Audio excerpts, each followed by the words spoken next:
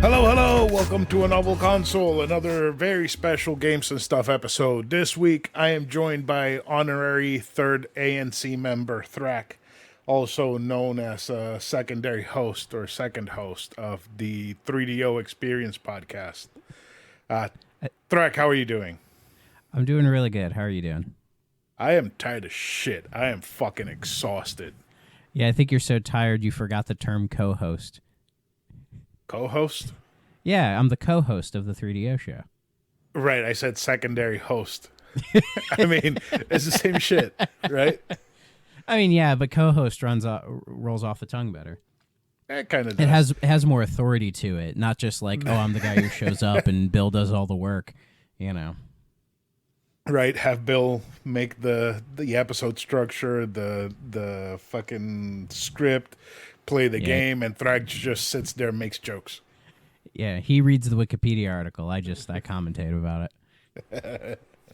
Hey, so we're talking Gears 5. We're finally done with Gears. For now. And holy shit, this game was mid as fuck. Well, okay, before we get into the game, I have one issue with this game. Okay. That bugs me. It's the elephant in the room. Well, I have my lovely steelbook right here.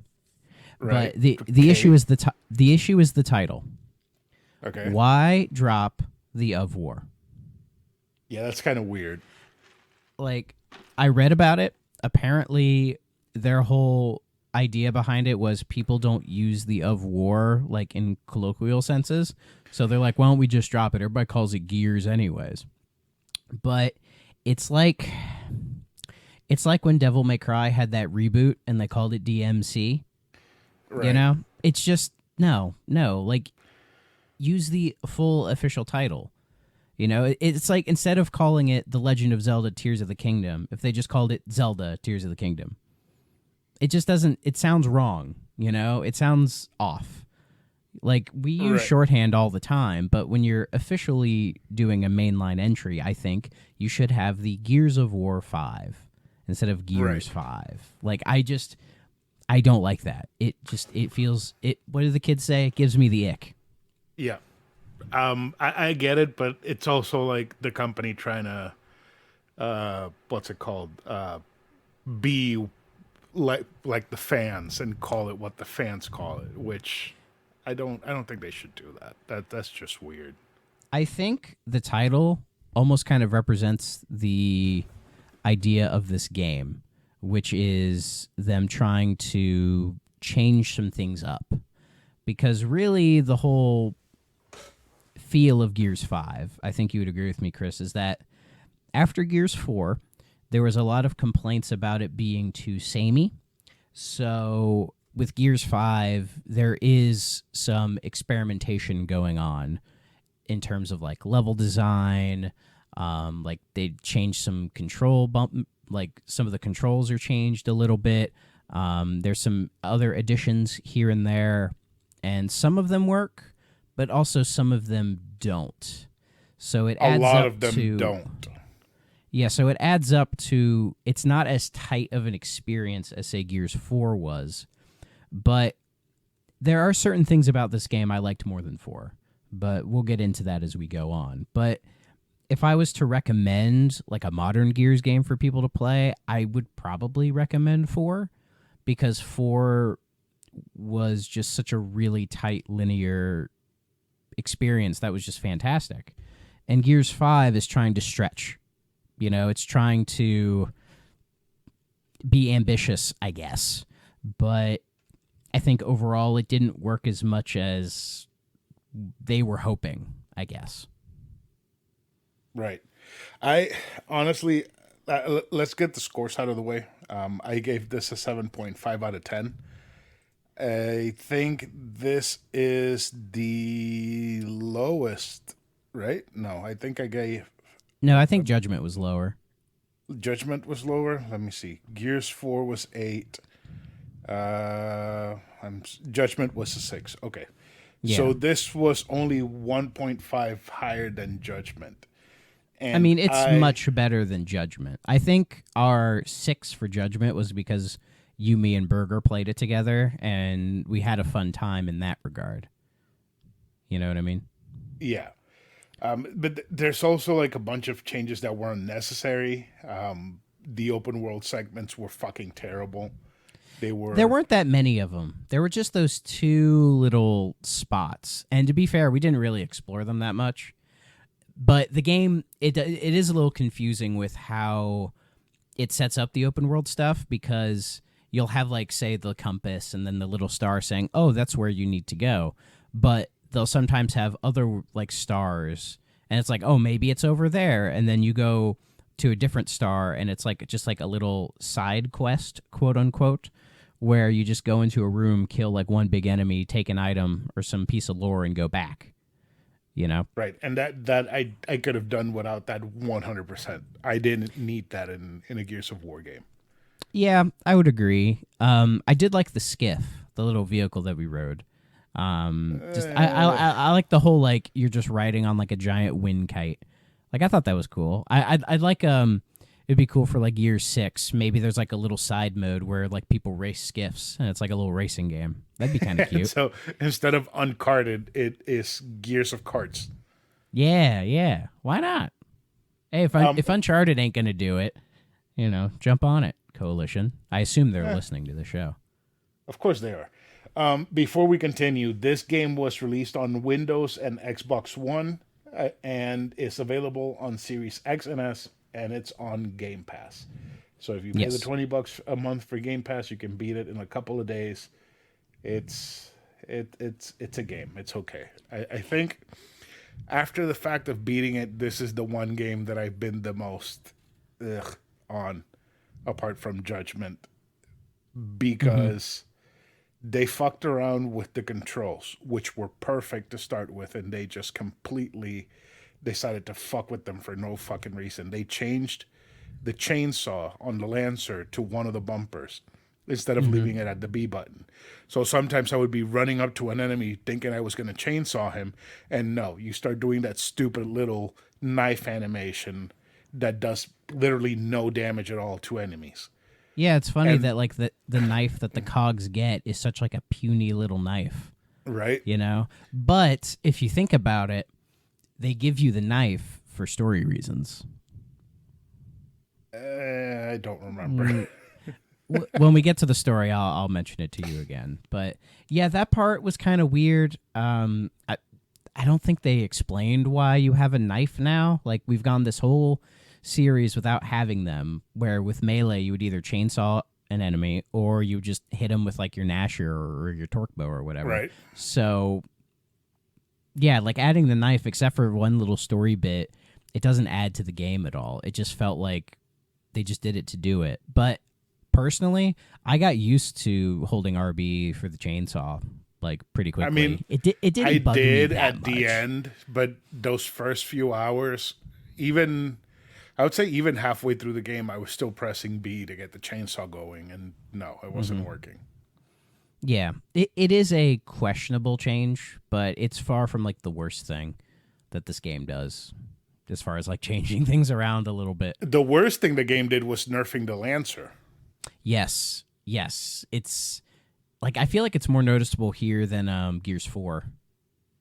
Like it's the staple gun from the series, and you're giving me this new version of it that shoots like a fucking salvo of missiles that are fucking useless. Yeah. Or the Retro Lancer, which has the worst aiming or shooting in the entire fucking series. You're telling me that the fucking Hammerburst is better than the Lancer in this game? The Hammerburst has been a consistent weapon throughout the series, where it's like if you use it throughout all the 5 games, it's actually not bad overall. It's really good in this game. It's better, arguably better than the Lancer in this game. Yeah. So it is a weird choice. You're telling me the fucking Locust have a better gun than the Coalition? Apparently they do. Like, the fuck, man? I didn't like that at all. Yeah. Outside of the open world segments, though, I think the more kind of linear moments where we're, say, like in the factories or in the more kind of like icy areas, I thought were pretty solid overall. Because the main theme of this game is ice and cold. like a good chunk of the game is, just you with like these heavy winter coats on, trudging through like tundras. It's almost like the intro to Rise of the Tomb Raider, where like the whole game, like the whole point, looking at the game from the outside, you're like, oh, this is probably a very winter themed game. It strips it away after a while, but it's an interesting choice, I think. It was What do you think about it? it was a different change. I really liked the variety of places you get to see in this game. Even in the DLC, you get to see something that you have never seen in any Gears of War games before, and it all works to build up the world of Gears of War. Yes, because to let the audience know, we did play Hive Busters, the DLC expansion. We can talk a little bit more about that later, but Yeah. I think we enjoyed Hive Busters more than the main game.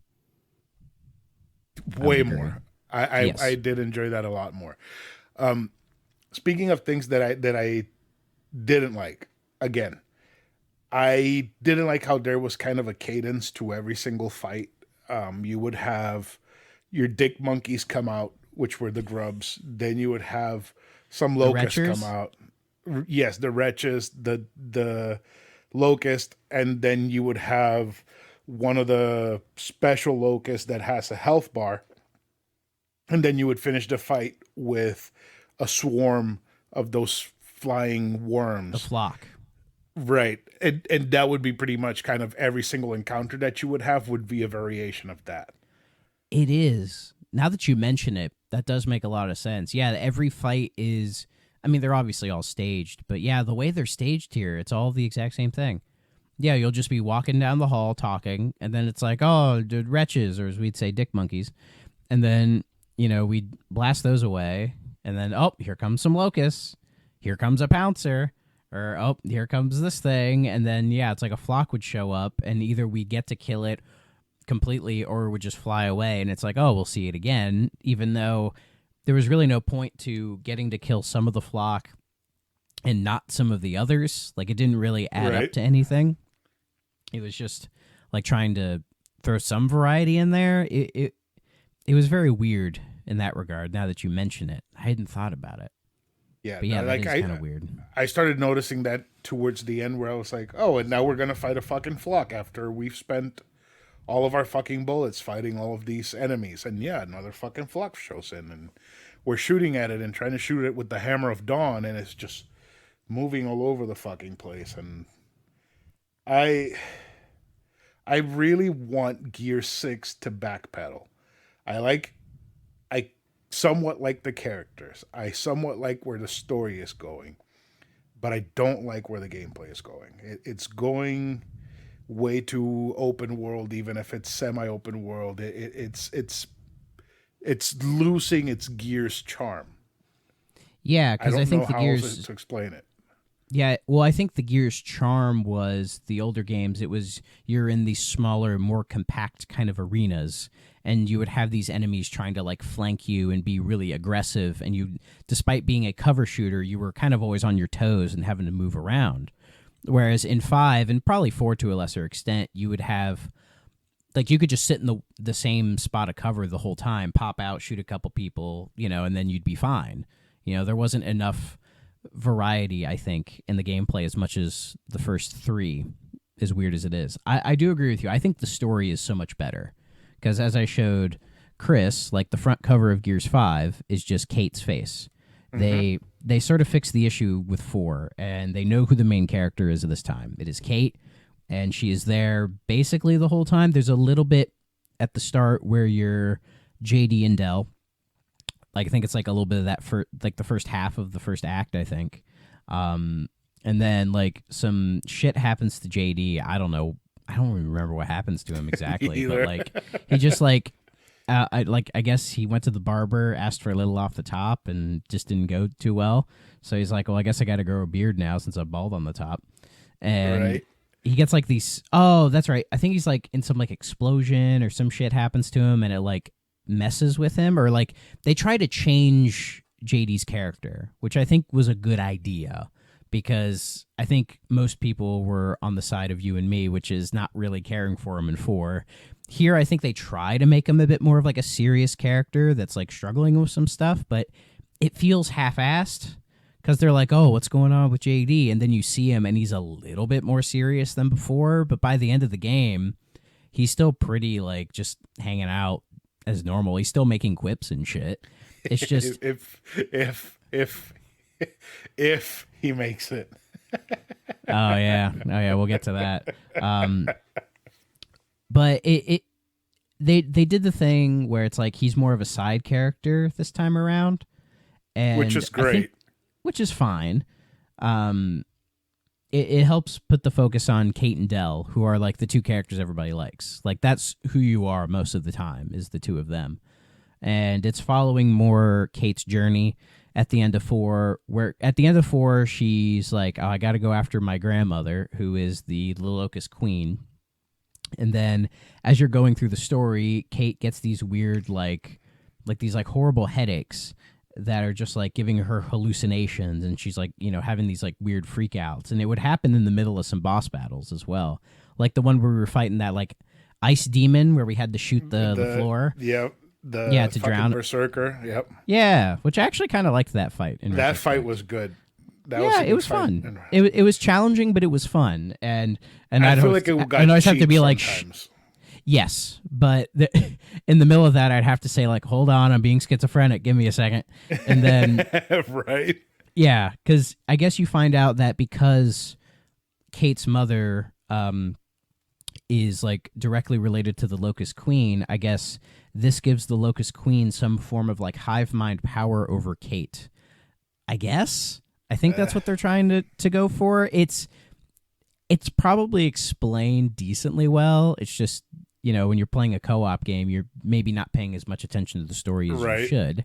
But there definitely was something where they were trying to imply that, you know, Kate has some connection to the Locust hive mind, and that the Locust Queen is trying to use that connection to either like get her to join their side or destroy the cog from within or something like that, I think. But at the end you find her mother, who has become much more of like a Locust like queen, and you fight her like at the end of the game as more of like kind of a boss type character, and she's the one where the what you were alluding to, the choice. 'Cause this is a weird thing Gears 5 does. It feels like that must have been much more of a thing back in like, you know, 2019 or 2018, where it was like in the middle of the story they're like, oh, you have this big choice, quote unquote big choice. It was a big choice. Yeah, so basically, spoilers. It's a new enough game, so I can say spoilers. There's a part where Kate's mom is essentially with these weird locust tentacles that she has. She's a hentai monster. She's choking out Del and JD in 2 different like tentacles, and then she gives the knife to Kate and basically says, you know, save one. So you have to choose to save Del or JD. So naturally we save JD. No, I'm just kidding. We save Del. Fuck JD. No, you saved Del. Fuck JD. And so, yeah, so we saved Del, and then, yeah, we watched JD. He gets his neck snapped. Yep. And Chris it was like New Year's over at Chris's house. He was just having a ball. Oh, yeah. There were fireworks going off and everything. Like the neighbors were like out in their cars just doing peel outs and shit. It was a whole ass block party when JD died. They're like, we don't even know who JD is, but yeah, but fuck he's that dead. guy. Yay. Fuck that guy. Yep. And I feel like the JD death is good for the series. Okay, this is gonna sound like I don't like Del, but I love Del. Del is probably my favorite, and then Kate, and then Marcus. Actually, Del, Marcus, and Kate. But it feels like if you would have killed off Del in this game, it wouldn't have had any sort of deep impact or any motivation for any of the characters. Like JD would have been sad because his best friend died. Kate would have been sad because his best friend died. Marcus would have been sad because another cog died. But when you kill JD, you kill Kate's potential love interest, you kill Dell's potential best friend, and you kill Marcus's son that he hates so much, and you give him that freedom of not having such a fucking terrible son.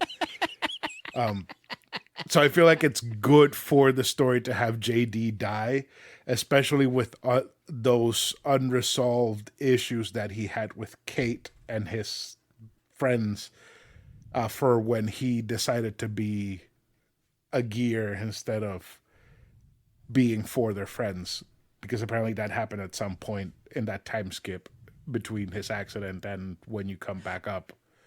Oh yeah, because in the start, he like doesn't he like try to like quell some riot, like he like orders like some Carmine to like So that's settle down some riots.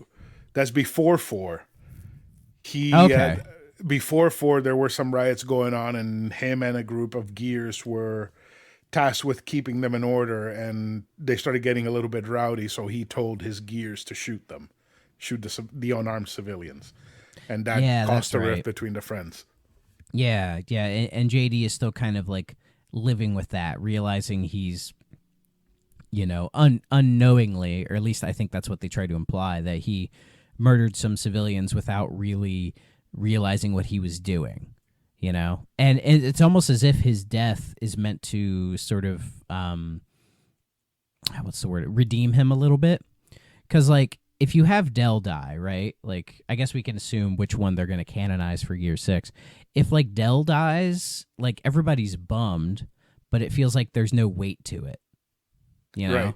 Whereas with JD dying, it's a chance for him to almost like redeem himself from the actions in the older games, and that as much as it sucks, it further explores Marcus's like pain, because Right.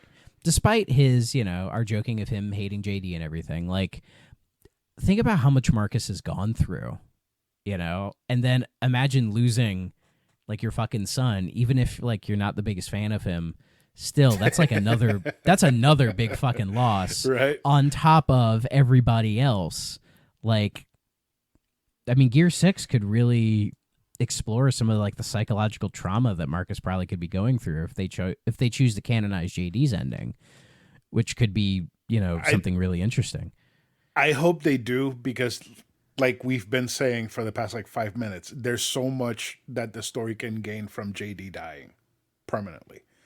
Yeah, You have Marcus dealing with his loss. Maybe Marcus makes a big sacrifice and finally dies in 6. Kate and Dell have to deal with them not really forgiving their friend for him killing innocent civilians when he was snot-nosed cog platoon leader. There's a lot that can be gained story-wise by killing off JD. And the fans yeah, would also be potentially. happy that they don't have a fucking Nathan Drake gear, which it's God, man, that's such a fucking stupid archetype of a character. Yeah, yeah. I will give them credit in 5. They do try to put that like down. They don't overdo it like they did in 4. Right. But yeah, the So, story I'd say this time around is a lot better than 4. I'm much more interested in what's going on, and it feels like they try to explore Kate more in depth as well, which I was thinking about it, and Kate is probably one of my favorite like female protagonists, in terms of the fact that her gender never really comes into play. Because with a lot of female characters, especially in video gaming, their gender sort of is a factor. I mean, you have some examples, like for a long time, Samus, it wasn't a big deal, but then you have characters like Lara Croft or Bayonetta, where like it's you are reminded that they are a woman, for better or for worse, right? But with Kate, they rarely ever bring it. I don't think they ever bring it up. I don't think they ever have a scene with Kate where like some dude is just like, "Oh, this woman is in a cog suit and gonna fight Locust. Is she strong enough?" And then she like has to like break his neck or something to be like, "I'm fucking tough enough, you dumb shit." And they're like, "Okay." They never do that. like the faux female empowerment bullshit. It's just accepted that she is part of this group of cogs who can take down the Locust. There's never any question about it, which I admire that. It's, in a weird way, it's one of the best examples of writing a female character in a game where she's not a female character. She's just a character. You know what I mean? Right. Right. And I like that. I prefer that over the whole, and not to say that I didn't like it, because I actually thought it was kind of cool. The whole we are the superhero women in Avengers taking the Infinity Stones and running away with it because the man can't do anything. Yeah, because in a way, I think that's pandering to like the other side, and it's right. And I feel like that's almost as insulting, to where it's like right. you have to be talked down to be like, oh, you're powerful too. And like the thing is, I can see how it can feel like being talked down to and pandering. Personally, I thought it was cool because, I prefer to play as a woman in a video game because, they're better to look at than looking at a sweaty dude, right? And it's also really cool to see a woman just kill an entire room of people and then just walk out as if nothing happened, like in Tomb Raider. Yeah, so for sure. I thought that scene was cool in Avengers, but I can see how it could be pandering. Yeah. And I like how in Gears, there's no mention of, like you said, Kate being a woman. She's just another Gear. Yeah. I mean, I'd be curious to see like an actual woman's take on this personally. Right. Because like they also don't sexualize Kate at all. No. She's in giant ass cog armor. There's nothing like they don't even do the thing where it's like they leave a little space in like, the middle the for cleavage. just like the teeny. Yeah, they don't even do that, which I think is great. I'm perfectly fine with it, and it normalizes it in a way that it just exists, and you're fine with it. It's the same with like they don't mention like Dell being a black man or anything like that. There's really no discrimination in the Gears universe at all. It's just we're human, which I like. I do. And like. I feel like the only character that would discriminate would be what was his name, Otto, the Kate's uncle, and it's just because he's a drunk, but he gets killed. So that is true. Matter. That is true. He gets killed essentially by Kate, because when Kate is getting hive mind controlled, because I just remembered her mother actually becomes the new Locust Queen because we killed the Locust Queen last time. There are times where you are taking over locusts as Kate and running around as a locust, and you're like, I can't stop it. I can't do anything. So, there's that aspect in there as well. But I think if you take Gears 5 story and put Gears 4 like game design in it, or maybe even Gears 3 game design, I think you'd have something. Yeah, I think you'd have something really, really special with it. Because I don't find Gears 5 the worst one. I don't find it the best one either. But like I said, I love 1, I love 2, I love 3. I liked 4, but this one it feels, I don't even want to say wrong. It feels strange. It almost feels experimental. Like it's very experimental, because it almost feels like Gears, but it feels like a version of Gears that I don't want. It doesn't even feel like a main Gears. It feels like a side story in the Gears universe. It's almost like they're trying to make Gears more of a Sony IP. You know what I mean? Where you can feel that sort of like that God of War influence, that Uncharted influence starting to kind of seep in a little bit. Which could maybe be because, Xbox wasn't, on it, riding high like it was when Gears was in the 360 days. So maybe it's them trying to think we have to change with the times. But yeah, I kind of hope Gears 6 kind of just goes back to more, or does more just like what Hivebusters does. Because what makes Hivebusters work really well. Good. Yeah, because what makes Hivebusters work is that it was like 3-4 hours. It was a very short game. Right. And it was all character specific. It was these 3 new characters.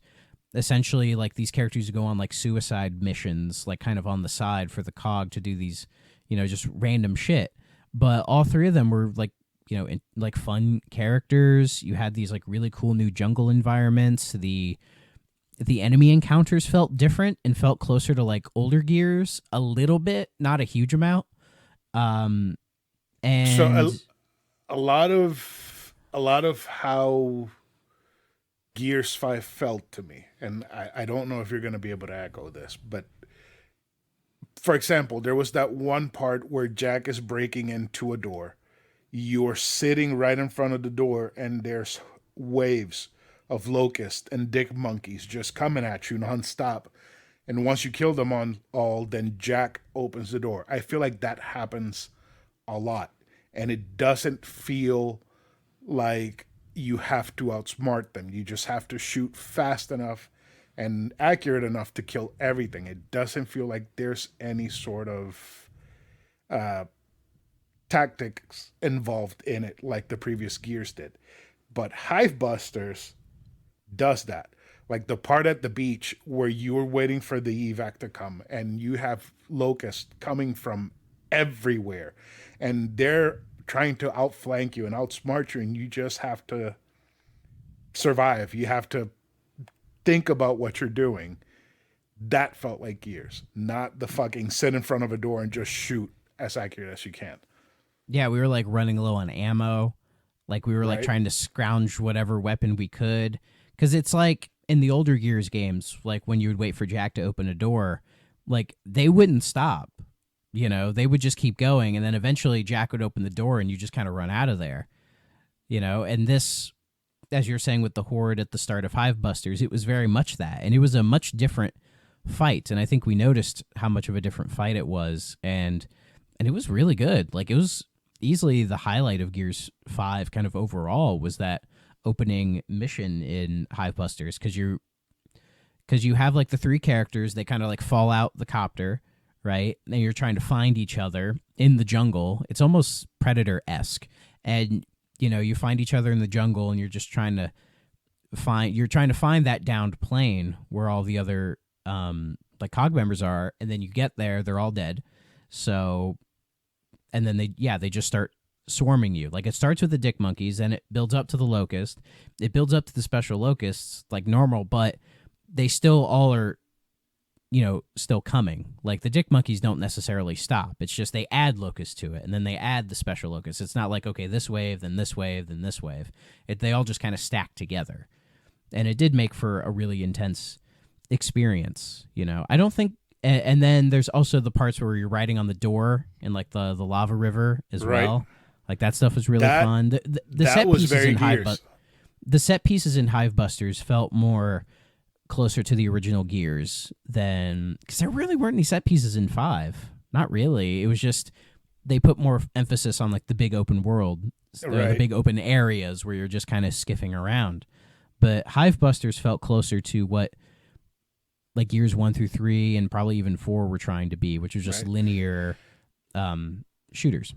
And I also really liked, this is a Gears 5 overall thing, including Hivebusters, how they kept the different kinds of ammo rolling in.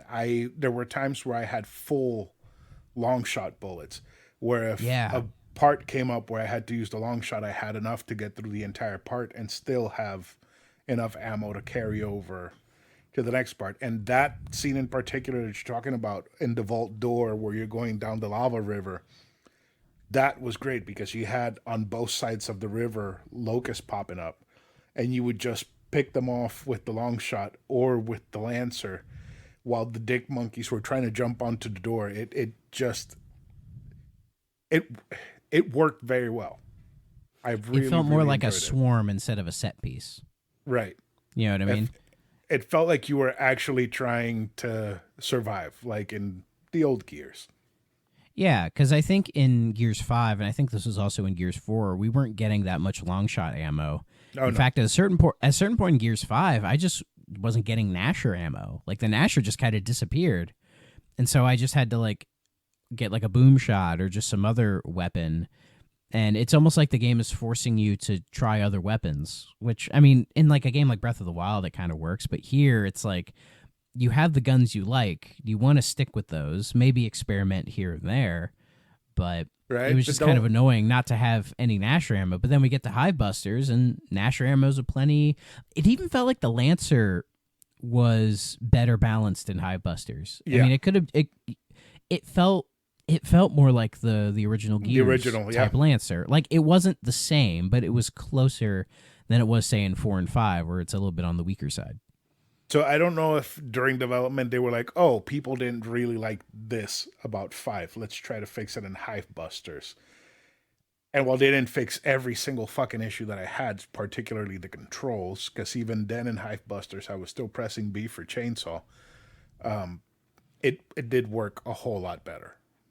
Yes, but I hope that Hive Busters isn't seen as just like the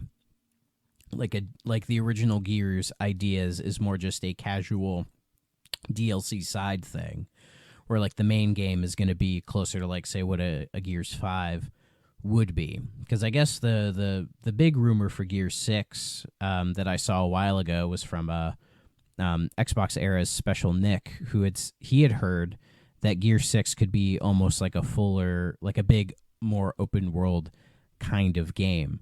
And he was kind of vague about it. Like he wasn't saying it's not. He wasn't implying it's going to turn to like a Ubisoft game or anything like that. But he's like, what he's hearing is that Gears 5 or Gears 6 is going to be bigger in the open area scope thing than say a Gears 5. And I'm not sure how I feel about that. I mean, I think I think if the dev team, if they can fix a lot of the issues Gears 5 had with the more open stuff and make it more enjoyable, I'm all for it. But I am worried about them trying to go too far in that direction when, from what we've said and from what a lot of other people have said, like Hive Busters was much more a highlight than Gears 5 was overall, because it was a really nice, short, compact experience that felt closer to Gears of War 1 than anything else. And it was great. Like the 3 characters, Mac, Keegan, and Lonnie, like I liked all 3 of them. It felt like more of just like an action movie essentially, because it was much shorter, and they go through the thing where it's like, oh, I hate you, but now they're like at the end, oh, I love you, I would die for you, that kind of right. And shit. that's what Gears that's what Gears is down at its heart, just an action movie. It's exactly. just set pieces, shooting, killing, gore, destruction, and fucking insanity. It's that's Gears. It's not let's go on a long fucking car ride from one side of the map to the other while we tell each other why we're so complicated. Yeah, for sure. And looking at the Hive Busters like dev team, it is different people within the coalition than Gears 5. Like Gears 5 was directed by Rod Ferguson, who, was the big guy at the coalition. I think he's left coalition. I think he's at Blizzard now. Yeah, and the director of Hive Busters is Matt Searcy, who is credited, I hope I'm saying that right, and he's credited as a designer on Gears 5. So, I mean, if he's at the helm again and tries to do, maybe something closer, like if they can mix up Gears 5 and Hive Busters, like kind of take the best of both and put them together, that could be something really cool. Because one thing Gears 5 did, a change that I liked, and I think you liked it as well, was the implementation of Jack. Because they tried to make Jack more of a character, I guess, because you find little pieces, like little components around the game that you can use to upgrade Jack's abilities, and he becomes more of an active participant in battle. Like, you can have him throw like shock traps. He did help a lot with a bunch of the enemies, particularly the ones with the helmets that you had to shoot off and then only shoot Wardens. At that. The Wardens. Yeah. I hate the Wardens. Those guys awful. Suck. Yes. So for Gear 6, I don't want it to be open world. I want it to just go back to linear. I don't care if you give me 25 hours of linear Gears of War. I prefer 25 hours of linear Gears of War than 15 hours of open world Gears of War. I don't want open world. Because this game was longer than the other 4, I think, but not by like a huge amount. It was longer because just a little bit. It was like an extra like 2 or 3 hours, I think. The thing about the open world for me is, and this is something that I have shied away from open world games after Cyberpunk, because Cyberpunk has been the only open world game that has done open world correctly, apart from Witcher 3, that I felt like it's been worthwhile exploring the open world. Yeah. And it's that the story beats happen, like for you to continue the story, you have to cross or go from one point of the map to the other. And there's like so much fluff and so much fucking artificial padding in just travel time from one story beat to the other that it just bores the fuck out of me. And then when it gets to the story and it's actually really fucking good, once it's done, I don't care. There's a giant lull between there and the next story beat, and then whatever the peak of that next story beat is. And that's what I don't like about open worlds. And then if they throw in missions for you to do, side missions, side quests, or whatever the fuck you want to call them, they will never, ever hit the heights of the main quest. And they will never be as good as you will find in any other game. Because I don't think that the Gears team can do a side quest that you will come out at the other side and be like, holy fuck, that was awesome. It sounds like they're trying to do, the way you described it, it's almost like they want to do like a Western RPG kind of thing.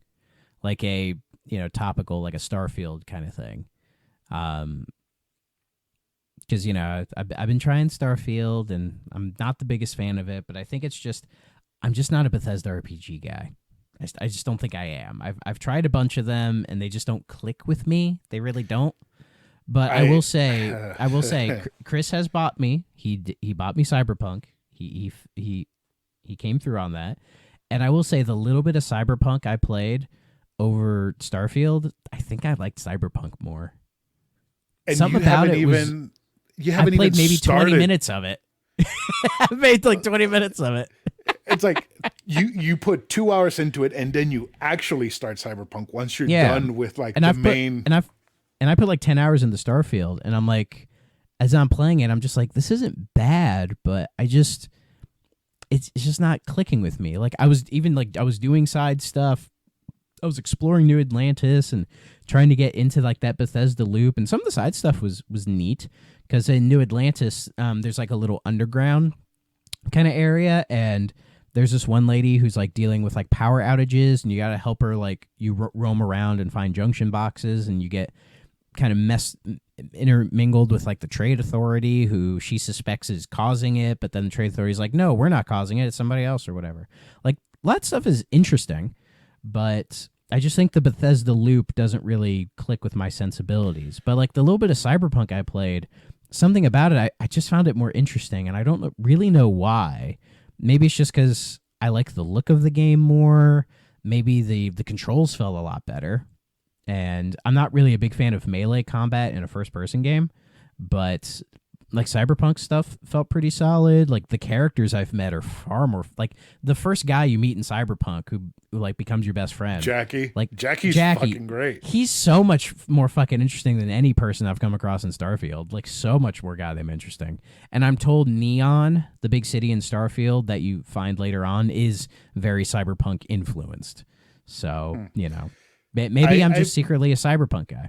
I put like 2 hours into Starfield, and honestly, I can go through the entire game. I think I'm just going to golden path it, just go straight mainline, straight to the end. Yeah. Just to say that I beat it, but I think as games have come out since Fallout 4 and since Skyrim, we've seen what games can be, and the Bethesda model is just not enough. It feels dry. I think that's my issue with Bethesda or with Starfield. It feels really dry. Like if you like Fallout 4, if you like Skyrim, Starfield is going to be perfect for you because it's that game with a whole new way to explore things. Yeah, and when I played of it, I'm like, if you are into this, you're going to fucking love it. Like people who are giving it like 9s and 10s, I totally get why they would if this is their thing. Right. But I just don't think Bethesda RPGs are my thing. I really don't. Yeah. I mean, I have them all on Game Pass. I could try a few more out, but I don't know if they really click with me, And if Gears is going in more of that kind of direction, I mean, the gameplay will be better, but I hope they don't do that. I hope they back off a little bit. I Because just want. I think the Halo Infinite campaign was a bit open worldy, or I think some people compare it to Far Cry a little bit. I would hate Gears if it became Far Cry. Yeah, I would Gears too. has Because I don't even like Far Cry that much. I like Far Cry. That's the thing. I like Far Cry. I love 3. I liked 4. 5 was kind of shitty. I haven't played the new one. The one I want to like play the is 2. formula. Oh, I hear 2 is really good. Intense.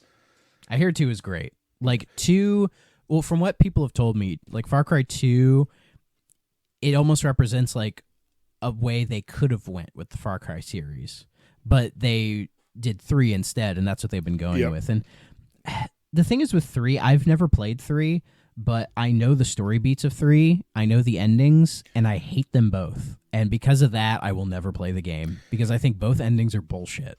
I think 4 would be the Far Cry for you, because 4 is I played 4. That's the one where you're Pagan in Min. the mountains. Yeah. Yeah, I actually did. I put quite a few hours into that, and I liked it. It's just I got fatigued. You know, open world fatigue? Yeah. I got it from Far Cry. Though I did the joke thing with Far Cry 4. I'm sure you know about it, where when he tells you to like, oh, just wait here, I'll be right back. And if you just wait stay, there for 15 minutes. And then he's like, oh, yeah, let's go do the thing. So I've technically beaten it.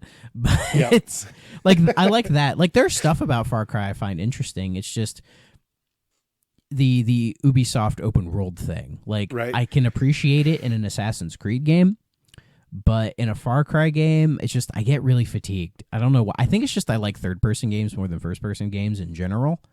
So it's like, and in Assassin's Creed, you have more movement options. You know, like I can parkour around like random buildings all fucking day. Like I have no issue doing that. Or in 4, when you sail the seas, I love that stuff.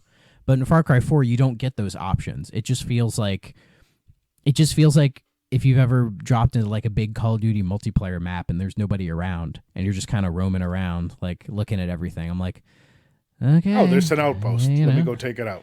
What now? Yeah. Okay. You know. So going back to Gears, I would definitely hate it if it went in that open world direction, because what the fuck are they going to do? Oh, these outcasts are over there trying to survive this locust attack. Go fight them. You go fight the locust. You kill them.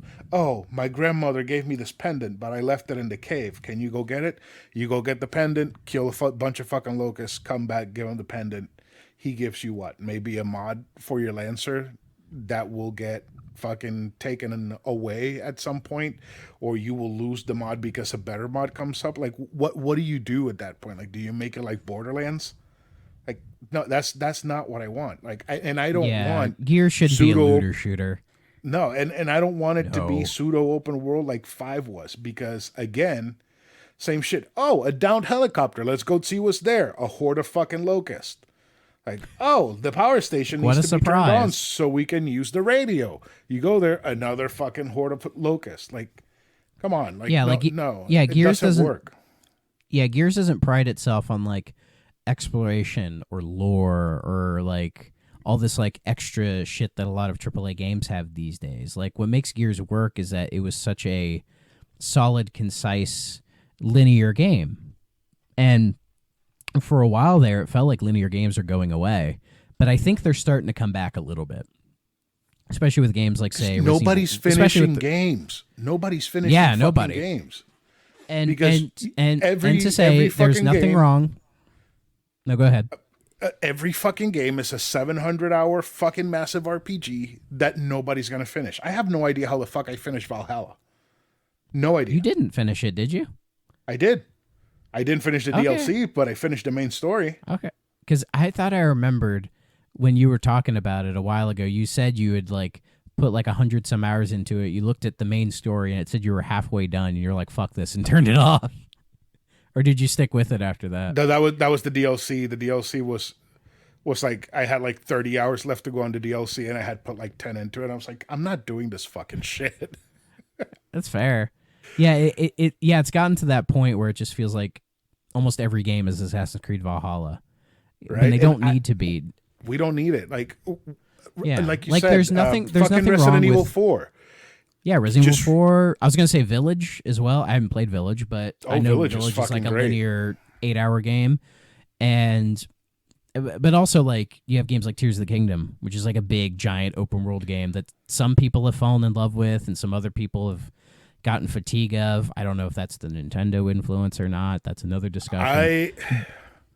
I I like I've talked and said a million times. I had a bunch of problems with Tears of the Kingdom, a bunch of problems, but I still think it's an excellent game and it's a great game to play. It's a fun game, Yeah. but it's way too fucking big. It is massive. Yeah. You have but like, all I of don't Hyrule hear. and then all of the fucking underground too, plus the Sky Islands. Like you have 3 whole fucking maps to explore. Yeah. And it's like, I don't hear people complain about the size of Tears of the Kingdom as much as other games, which I find interesting because it sounds like it's bigger than like an Assassin's Creed Odyssey, which is already like a giant game in and of itself. Right. So I don't know. Maybe the game design is handled better in there. I honestly don't know. I played a little bit of Tears, and it just wasn't. I was just like, I don't know if I want to, if I'm ready for this huge, massive game. I will play it eventually because I did eventually get to. Yeah, because I eventually got to Breath of the Wild. I put a lot of time into that, and I did enjoy it. I don't think I'll ever play it again, but I enjoyed my time with it. So maybe I'll enjoy Tears when I eventually get to it. But like, unless you're like a Mario game, I don't see myself doing everything. You know, like those I get enjoyment out of getting. Like I got all 999 Power Moons, and I loved Mario Odyssey. Yeah, I did everything in that game. I loved every second of it. But you know, I'm a sucker for the 3D Mario games, so it is what it is. But Gears 5 going for like a giant, you know, big kind of game, I just don't think it needs that. Because, like, what makes Gears 1, 2, and 3 work as well as they do is that they're linear story-based games. Mm-hmm. And how Gears was made was to be that, really. Like, that was what Cliff was going for. You know, it was just to make something a bit more cinematic and story-driven. And that's why they're still good. Like, Gears 1 through 3 still hold up. You know, like, I've thought about replaying Gears 3 because I really enjoyed my time with it. Gears 3 is great. Even the outdated moments that fucking suck from them, like the fight against General Rom in the first game, they're still fine. They're not horrible. Yeah. Yeah, they've aged better than some people would think. But Right? like with Gears 5, like I've considered potentially just kind of on my own exploring those big areas just to see what's out there, just for my own curiosity. But I highly doubt there's that much really cool stuff. So I'm hoping 6 is closer to like a Hive Busters with maybe like a, you could do like a big story with it, because the ending of the game essentially implies that like Kate like destroys her mother's like locust like necklace or whatever, and she's just like, you know, we got to get to them first. So it feels like they're maybe going for a Gears like 2 kind of thing where they're going to go into, you know, like the Locust, like I guess headquarters or whatever. So fucking like, cool. That ending was good. Yeah. No, in Gears 2, when you're like going into where the locusts are and you see like the fucking drill pods just like falling into the fucking caverns, that shit was great. Yeah, and maybe with 6, maybe that's what they're going to go for. Is like going there and trying to do something a bit darker and grittier, you know, being in the Locust underground. And you could maybe have some like slightly bigger areas with some little stuff, but like you don't have to overdo it.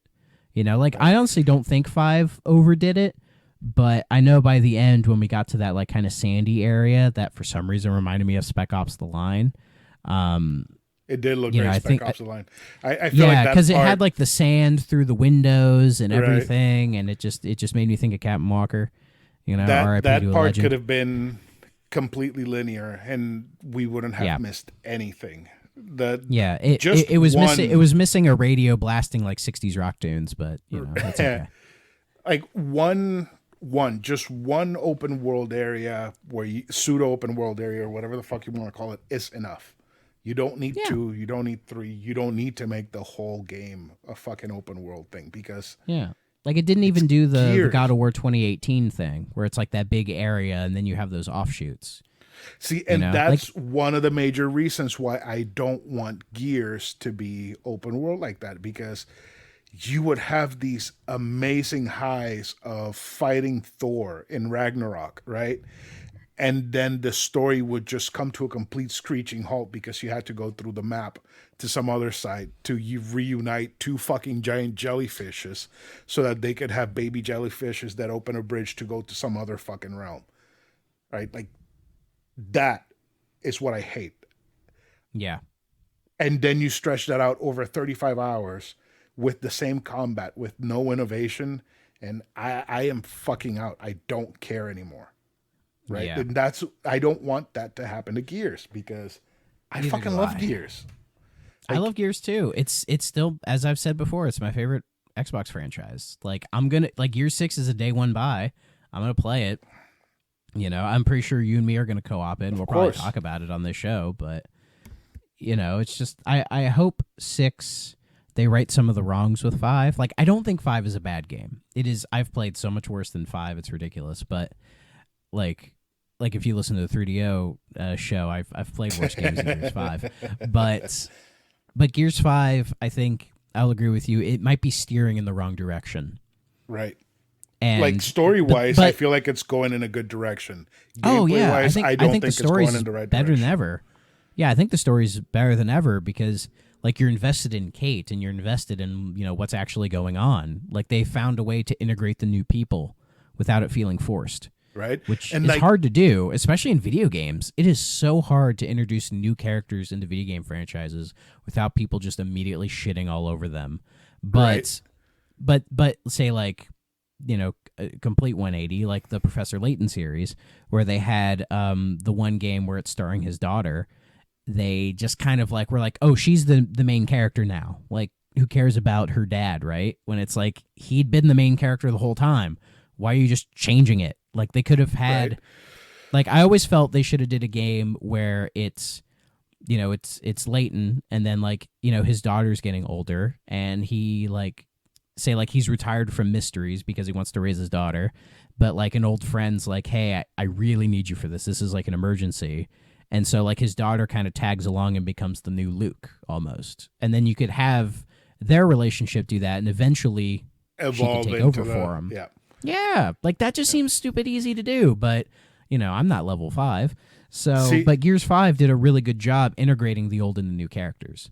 So I'm genuinely invested in Kate's journey. And to add to your point, Marcus' story felt like it was being sunset. Like they were getting ready to just face him out and make him a background character. But with JD dying, you're reinvigorating his character, giving him a new purpose, and you're actually making it so that now I care what the hell's going on with Marcus because I used to care for him. They were sunsetting him, and now I'm invested into his character development and seeing where else it can go. And that's great. That's fucking great. Not everybody knows how to do that or can do that like Gears 5 did. Yeah, and also he is invested in Kate.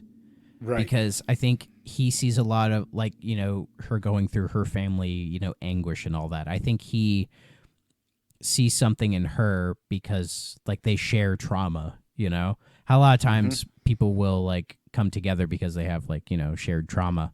And you could almost make Gears 6 like Kate and Marcus, like both of them trying to exercise their demon. Like, both of them exercising their demons. Like, Kate trying to finally, you know, remove herself from the locust hive mind for good. And then maybe Marcus trying to, you know, like helping her thinking it'll escape the pain or maybe give him a new lease on life. And maybe it works, maybe it doesn't. Who knows? That's not up for me to decide. But there's a lot of potential with Gear 6 in the story and hopefully in the gameplay because they could reel it back from doing this weird stuff with 5. And I kind of hope they do because they could have something really, really, really special with Gear 6, and I hope they do. Now, to compare Gear 6 to something different. So we talked about how Breath of Tears of the Kingdom is just this fucking massive, ginormous thing of a game. But it's made by Nintendo, so it's great. Right. So so you have like hundreds of hours worth of gameplay, potential gameplay in this game. Yeah. And then you have Pikmin 4, which is 35 hours of the same linear type of gameplay. And I, apart from being a Pikmin fan, it's done so well that I prefer these 35 linear hours of Pikmin over the hundreds of freedom hours that Tears of the Kingdom give me. I It's would weird because isn't Pikmin 4 the biggest Pikmin game in the series? Yes, it is. Like there's a lot to do. There's a shit ton to do. Yeah. And it is all well crafted. It's all perfectly well crafted. Like every single thing in the game that is put where it's put, it's because it serves a purpose. It's not like it's thrown there for you to figure out and do whatever the fuck you want and figure out your own fun. That to me is a whole lot better, a much better experience than, having this massive area that I can explore and all this wonder and magic and whatever that I don't give a fuck about. So Yeah. if Gears, going back to Gears, like I said, if I have 35 hours of straight linear Gears, I would prefer that over 10 to 15 hours or hundreds of hours of fucking open world Gears. I don't want Yeah. I agree. Like I played the demo of Pikmin 4 and I loved it. It was my experience with Pikmin is rather limited compared to you, but I've put enough. I mean, I've beat Pikmin 3 and I put some time into Pikmin 1. I haven't really touched 2, but I can tell from what I've played 4 is easily the best one. It controls so well. There's so many like real quality of life improvements over the series, and when I play the demo, I was having a blast with it. And it's a really nice crafted experience. It's not the Minecraft thing, which I think these days, I feel like a lot of this open world stuff you could blame on Minecraft, because Minecraft was such a huge game in terms of popularity. I mean, it still is. And wasn't Minecraft released in 2011? Yes, but it started in beta. Okay. It was in beta in like 2009, 2010. In fact, it's the only game I've played before it was popular, because a friend of mine had it on a USB drive and he gave it to me because it was shareware at first. And he said like, hey, play this new game. It's really cool. It's called Minecraft. And it's the most I've ever played of the game. And I bounced off of it. And then, because it just wasn't really for me. And then like a year later, it blew up and was this huge thing. And the joy of Minecraft, or what people love about it, is you make your own fun. You just throw somebody in this world and you just kind of let them figure it out. Mm-hmm. And it works for Minecraft. It's such a simple idea. Like the whole game is incredibly simple, but it gives you the tools to figure it out. And it feels like Tears of the Kingdom and some other games are starting to do or have done a lot of that, like making your own fun kind of games. Yeah. And it almost feels like a lot of games are a mixture between the Ubisoft open world formula and the Minecraft crafting shit. Can you imagine if in Gears I'm so War sick of crafting in games. Can we get rid of crafting? Can we like ban crafting in like new games for the next like 10 years? Right. I am constantly sick of picking up random shit and it's like, oh, save this for crafting, and then I find a table and it gives you the list of stuff you can craft, and you go through it and it's like, oh, that sounds interesting. Oh, but I'm missing like 2 of those things. It's like, oh, how do I find those? I don't know. You just find them, and by the time you find them, you don't give a shit anymore. So it's like, I don't care, man. I don't care. You remember a few months ago? Just make it a fucking Dragon Quest. Let me go to a shop, buy a sword, and I have a new sword, and I'm a happy guy, whacking shit. You remember a few months ago when they announced like this Mayan warrior game, and it was like, oh, you get to experience the Mayan era and be a warrior, and you will get to hunt, and you will have a roguelike experience, and you will have crafting. And I was like, nope. I don't fucking care about this game. I do not remember that, but that does sound like a not Chris game. It's like things that I would enjoy in other places, but I know it's going to be done horribly wrong, so I don't want it. It feels like they're just doing it because it's popular and not because they think it's a genuine gameplay element, I guess. Final Fantasy 16 has crafting mechanics, right? But Yeah. whenever you're able to go do the crafting mechanics, if you can only like build a sword or build an armor set or some accessories, you can buy those accessories whenever you can make them. So if you don't have the items, you don't have to go fucking grind the items so you can make them. You can buy it. I feel like that's done right, because for somebody like me, if I didn't get the items for some fucking reason, I don't want to go back and collect them because I have other games to play, right? So if more games Japanese did game that, design I once would. again. Oh yeah, if more games did that, I would be happier. But no, Gears of War 6 is going to have breakable weapons. It's going to be a looter shooter. You're going to have to craft your own fucking Lancer. It's fucking garbage. I'm gonna put like 40 hate hours into that game if I have to. God damn it. Because Go to as I was saying earlier, Blasinski's house, beat the shit out of him, and drag him back to a coalition so he can make the next Gears. he's like, I had nothing to do with this. Let me hang out with my hot streamer wife. But as I was saying earlier, like, I was playing Starfield, right? And I kind of bounced off of that. And for a lot of the reasons we were saying about modern game design, and because of this guy, he got me to play some Crisis Core, and I've been playing that. And Crisis Core, I'm only an hour in, but it's a lot of fun. It's a lot of fun. It's so simple, like you can tell like it is a remake. I would say it's a remake. Yeah, it's a remake. But it's built off the bones of the PSP original. Like, right. Especially in the cutscenes, you can tell it's a PSP game at its core. Mm-hmm. But they fixed a lot of the, I'm assuming, issues with like the controls, because the control layout is so well refined, and it's so easy to like just do a normal attack combo, and then I just hold LB to like shoot a materia, like, and it's simple. It's like a refined Kingdom Hearts gameplay. Like, it's so simple, but it works. And Zach is such a goofus, and I love him. And I'm really, I kind of know where the story's going already, but I'm going to enjoy the ride, That's so good. And I wish more modern games were like this.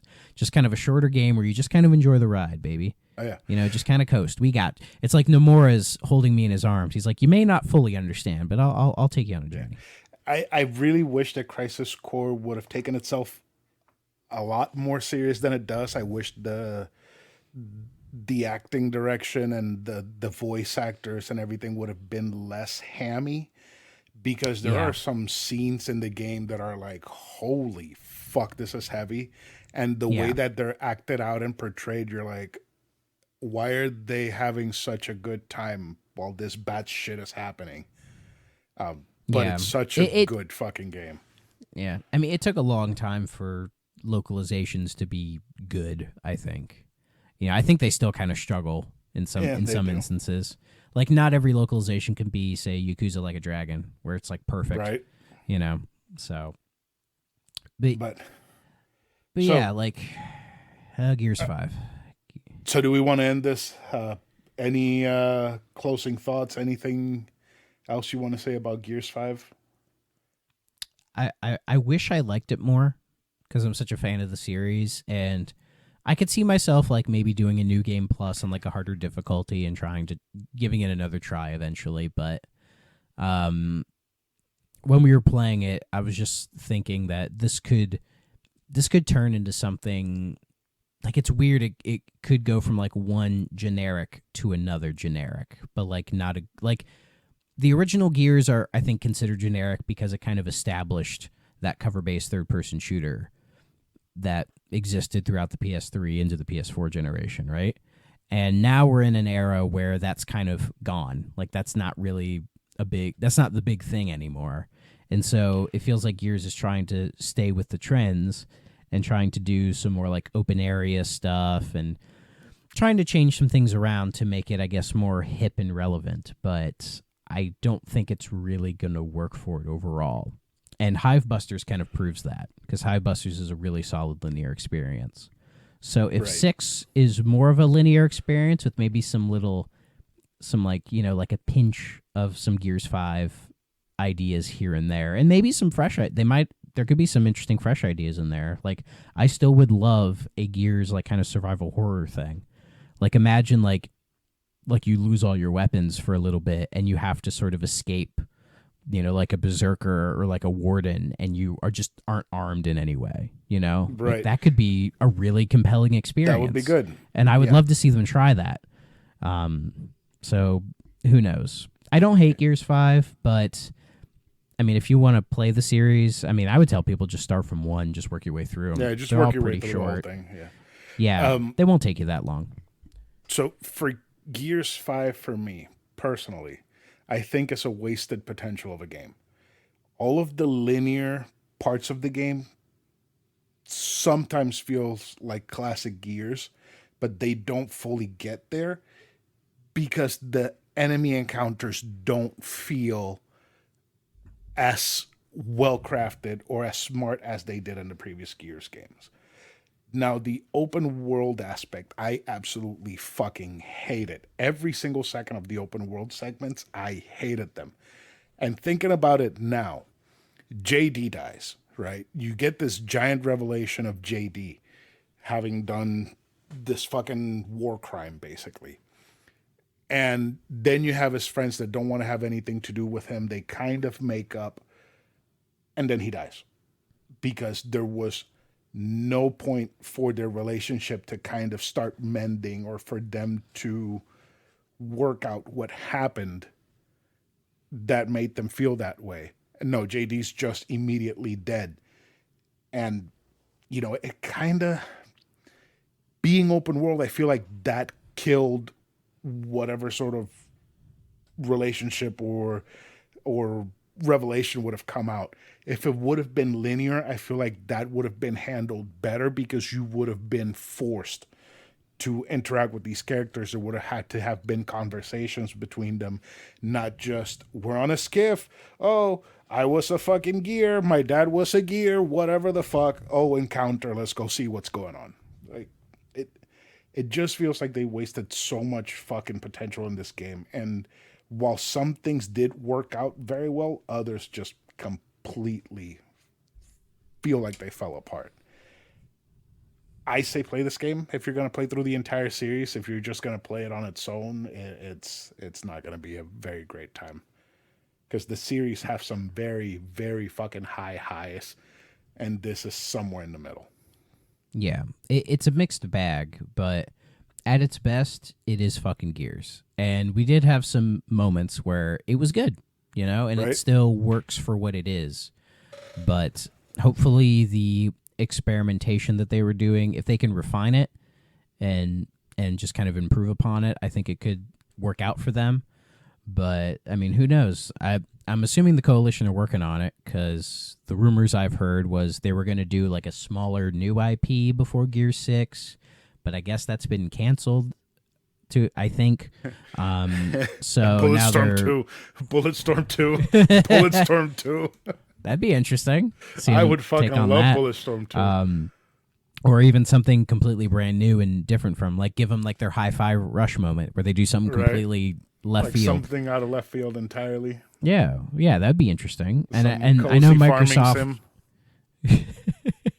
Locust farming sim, but because Microsoft has been letting their studios make different things, like Tango doing Hi-Fi Rush, or giving the Forza Horizon team Fable. They're letting them kind of or Pentiment, Obsidian doing Pentiment, so they let them experiment.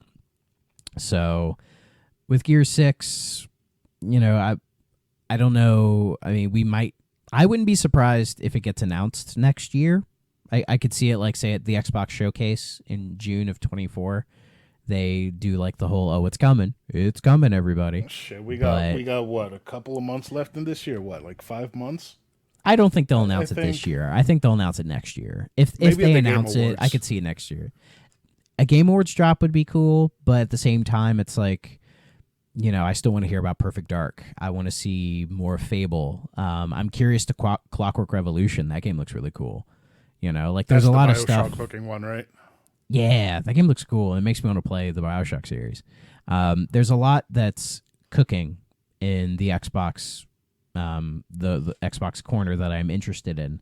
So you could throw Gear 6 on top of that if you want, but it's one of those games that I think we all just assume is coming. So, like, they don't have to announce it until it's ready to go. We all just assume it'll happen eventually. Right. So, Right. So, but yeah. Final score. What did you give it? A 7.5 out of 10. And Hive Busters? Hive Busters was an 8. Yep. That was good. That was good. I'm gonna solo run that one of these days. I'll probably bump the difficulty to get like a real harder. Yeah. Because Gears games are fun to play when they're like harder. Because even the earlier games, even if you put it on normal, they kick your ass. You know. Oh, yeah. Whereas these games don't. The newer ones don't kick your ass as much. They're just throwing annoying enemies at you the entire time. Mm-hmm. But I will say the Gears 5 Steelbook looks pretty neat. Like the front cover is like Kate, and there's like a collage with all the characters kind of running down. And then on the back they have the blue cog. That's so fucking cool. Yeah, that does look really cool. So I went out of my way to get the Steelbook for a Game Pass game. That shows you how much I like Gears. All right, so that's it for this episode on Gears of War 5. I think next we're gonna do Galo, right? Right, Halo or Resident Evil 5. We got to figure out which one, and we'll go from there. Yeah, thank or you we for should being do the on Fable Thrak. series. The Fable series.